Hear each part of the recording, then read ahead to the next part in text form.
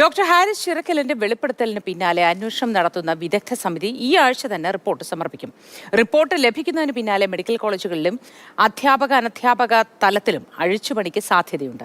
Medical ഉപകരണങ്ങൾ വാങ്ങുന്നതിനുള്ള നടപടിക്രമങ്ങൾ ലഘൂകരിക്കാനുള്ള നിർദ്ദേശവും റിപ്പോർട്ടിൽ ഉൾപ്പെടാൻ സാധ്യതയുണ്ട്.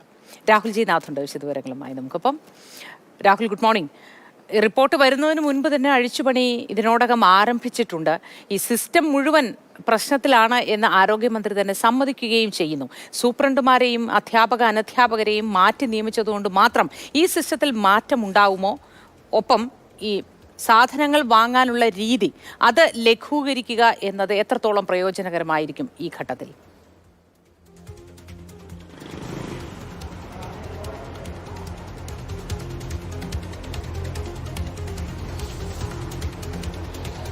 എന്തായാലും റിപ്പോർട്ട് അടിയന്തരമായി സമർപ്പിക്കണമെന്ന് തന്നെയാണ് ഈ വിദഗ്ധ സമിതി രൂപീകരിച്ച ഘട്ടത്തിൽ പറഞ്ഞത്. കാരണം അത്യന്തം ഗൗരവകര വെളിപ്പെടുത്തലാണ് ഡോക്ടർ നടത്തിയത്.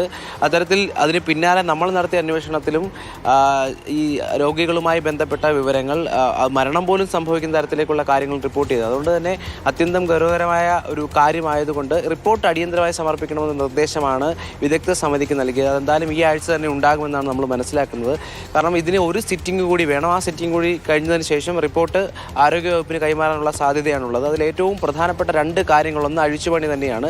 അത് മെഡിക്കൽ കോളേജുകളിൽ അധ്യാപക തലത്തിൽ വലിയ അഴിച്ചുപണി ഉണ്ടാക്കാൻ സാധ്യതയുണ്ട്. കാരണം മന്ത്രി തന്നെ പറഞ്ഞത് ഇതൊരു സംവിധാനത്തിൻ്റെ പിഴവാണ്. ആ സംവിധാനത്തിൻ്റെ പിഴവ് ഇല്ലാതാക്കാൻ, അത് ശരിയാക്കാനായുള്ള തീരുമാനത്തിൻ്റെ ഭാഗമായാണ് ഇത്തരത്തിലുള്ള അഴിച്ചുപണി കുറിച്ച് ചിന്തിക്കുന്നത്. അതുണ്ടാകുമെന്ന് പറയുന്നു. ഏറ്റവും പ്രധാനപ്പെട്ട കാര്യം, ഡോക്ടർ പറഞ്ഞ കാര്യങ്ങൾ വിശ്വാസത്തിലെടുക്കുന്നു എന്ന് തന്നെയാണ് റിപ്പോർട്ട് വരും മുൻപ് തന്നെ കാര്യങ്ങൾ മനസ്സിലാക്കുന്നത്. കാരണം ഇതിൽ ഈ മെഡിക്കൽ ഉപകരണങ്ങളും മരുന്നുകളും വാങ്ങുന്ന കാര്യത്തിലുള്ള സാങ്കേതികത്വം അത് ലഘൂകരിക്കാനുള്ള ഒരു നിർദ്ദേശം കൂടി റിപ്പോർട്ടിൽ ഉണ്ടാകാനുള്ള സാധ്യതയുണ്ട്. ഇതിൽ ഏറ്റവും പ്രധാനമായി മെഡിക്കൽ കോളേജിലെ എല്ലാ വകുപ്പുകളിലെ മേധാവികളുമായി സംസാരിച്ച് അവരുടെ കാര്യങ്ങൾ ഉൾപ്പെടെ രേഖപ്പെടുത്തിയിട്ടുണ്ട്. അതുകൊണ്ട് തന്നെ ഇത് ലഘൂകരിക്കുക എന്നുള്ള കാര്യം വളരെ സഹായകമാകുമെന്ന് മേധാവികൾ ഉൾപ്പെടെ കരുതുന്നുണ്ട്. അതിൽ ഏറ്റവും പ്രധാനമായി മന്ത്രി പിന്നീട് ചൂണ്ടിക്കാട്ടിയത് ഇതുമായി ബന്ധപ്പെട്ട് പ്രിൻസിപ്പാൾമാരുടെ ഓൺലൈൻ യോഗം മന്ത്രിയുടെ അധ്യക്ഷതയിൽ കൂടിയിരുന്നു.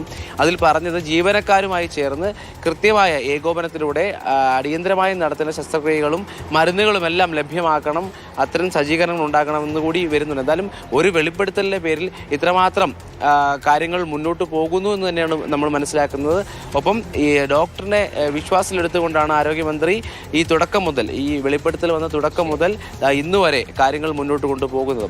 അപ്പോഴും ഇന്നലെ ശ്രദ്ധേയമായ കാര്യം, മുഖ്യമന്ത്രി ഇത്തരത്തിൽ ഡോക്ടർ സത്യസന്ധനാണ്, പറഞ്ഞ കാര്യങ്ങളെപ്പറ്റി അത് പരിഹരിക്കേണ്ടതാണെന്ന് പറയുമ്പോഴും ഇത്തരത്തിൽ ഒരു തുറന്നു പറച്ചിൽ കേരളത്തിൻ്റെ ആരോഗ്യ സംവിധാനത്തെ മുഴുവനായി തെറ്റായ രീതിയിൽ ചിത്രീകരിക്കുന്നതിലേക്ക് കാരണമാകും എന്നൊരു പരാമർശം കൂടി നടത്തിയിട്ടുണ്ട്. അത് ആരോഗ്യമന്ത്രി ആദ്യഘട്ടം നടത്തുന്ന പരാമർശത്തെ ഒരു പരിധിവരെ തള്ളിക്കൊണ്ടാണ് മുഖ്യമന്ത്രിയുടെ ആ പരാമർശം വരുന്നത്. കാരണം ഇത്തരത്തിലുള്ള തുറന്നു പറച്ചിൽ അത് മുഴുവൻ പ്രവർത്തനങ്ങളെയും ഇല്ലാതാക്കും. അങ്ങനെ ഒരു പ്രവർത്തനത്തെ ഇല്ലാതാക്കുമോ എന്നറിയില്ല.